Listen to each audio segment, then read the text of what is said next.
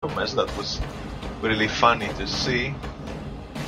And so does the Rifleman squad. So, small win for the Wehrmacht player right there.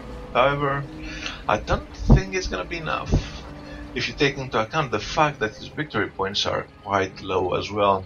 87 victory points for the Wehrmacht player, 357 victory points for the American player, and of course we have the 30-minute, 16, 17, 18 second mark, minute mark, whatever. You get the idea.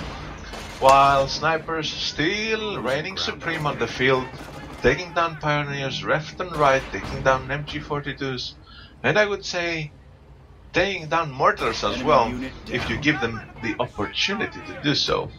However, one of the sniper is down to like 5% health by that shot by the Afghan Puma, which was kind of funny to see, since I wouldn't say accuracy against infantry with an Afghan Puma is your best, is their strength. Pioneers just creeping out of the Wehrmacht base in the east are promptly driven back by the nearby riflemen. And for some reason the American player has captured the Wehrmacht back gun. And is he gonna use it against his base? Most probably, but not in time. The Nibelwerfer barrage managed to take out the pack gun, and so that was the short-lived captured pack gun with the aspiration of killing the Wehrmacht base. I guess great aspirations come with great risks. That's your life lesson right there. Kind of painful to watch match at the moment. The Wehrmacht player is holding by a very small territory, trying to keep control of the game, but I think I can safely say the game is decided by now.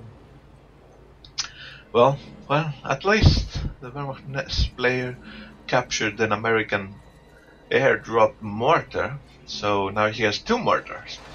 Yay for that. He seems to have clamped up his forces by the south victory point for some reason. He even captured the airdropped American AT gun. Talk about a thief. Now the American player tries to flank the warrior with 2 engineers. Not gonna work. Afghan Puma is in the vicinity and drives them off, and the 2 snipers are back on the field in the south, taking shots at that MG42. This time the MG42 is going to retreat in time. Good for you, Mr. MG42 team. Let's see what the... Actually, let's wait for the VPs to go down, I guess, while the American player is really mean and uses a strafing run to kill a camping pioneer squad in the northeast. Yeah, this game is decided. We could talk about anything at the moment, while there's an M10 out by the American player as well. Now in a last-ditch effort to gain control of the game, the Wehrmacht player seems to be rushing for the VPs. However, I would say good luck with that. You have 350 VPs to drain, while the American player has only 33. So yeah. Actually, I would start talking about what I feel went wrong for the Wehrmacht player in this game, and what I feel the American player did well in this game at this point, since catching up with the action seems to be pointless at the moment.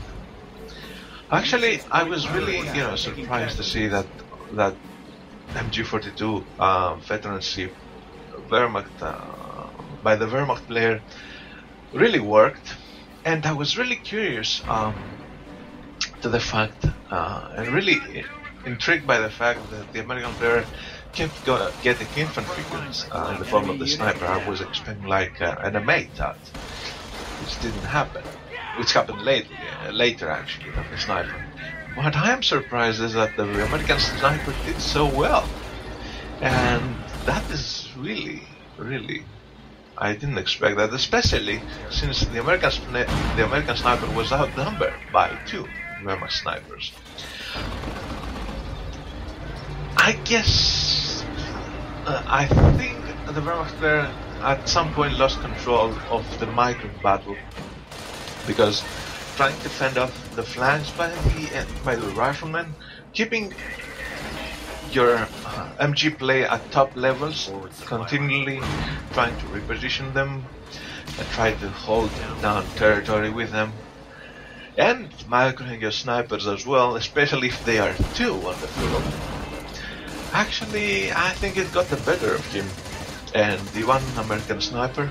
The fact that the rifleman squads can withstand some fire, even if that is an MG fire, for some time, and therefore you have the ability to micro your sniper actually a bit better than the Wehrmacht there. Would micro, for example, his sniper and also keep alive his pioneer, which we saw a lot of times was not the case.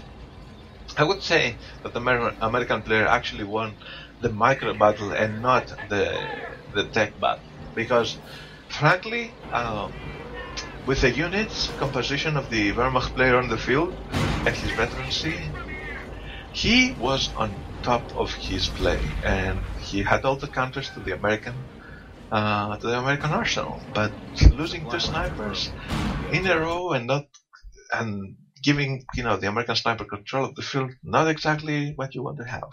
And then there was, by the way, the game is over. Yeah, I forgot to mention that. Victory point win for the American player. There you go. So, and then he actually, the other thing that actually put me off was that he got a mortar at some point out of his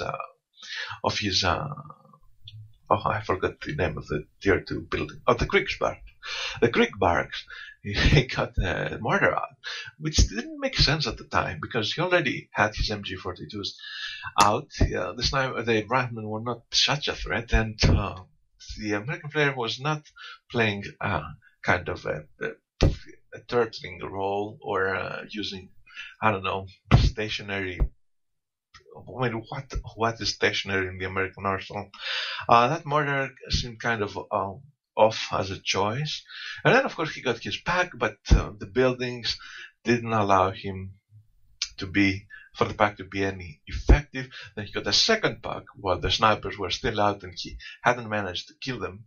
So, yeah, there you go. And then, of course, the Pumas, I think he should have skipped the mortar and the second pack, keep the one pack, try to hold down the territory, which does not involve buildings like the north. I would think it would be better to switch to the south, and then, of course, use his Pumas to drive up the riflemen. He could eventually upgun one and deal with the M8, I guess. But I think he tried to control the battle in too many fronts, and you can't do that with Wehrmacht unless your opponent is kind of a lower skill significantly than you, and that was not the case for the American player. On the other hand, I would give to the American player, I would give it the props to the American player for getting his sniper out, despite admittedly against the Wehrmacht units, and managing to keep him alive, kill 2 snipers, cause countless MG losses and countless retreats by the Wehrmacht troops, and playing with a very solid micro, because I think that was the strength of the American player. So there you go. Maybe if you had troubles fighting off support veterans by Wehrmacht players, now you have a way to do it. And if you are a Wehrmacht player, I would say don't get too many micro-intensive units on the field. MG42s, 3 in the count, and 2 snipers are a bit tough to control all at the same time. So there you go. This is the end, and hope you enjoyed it, and I'll be seeing you shortly. I'm KG out.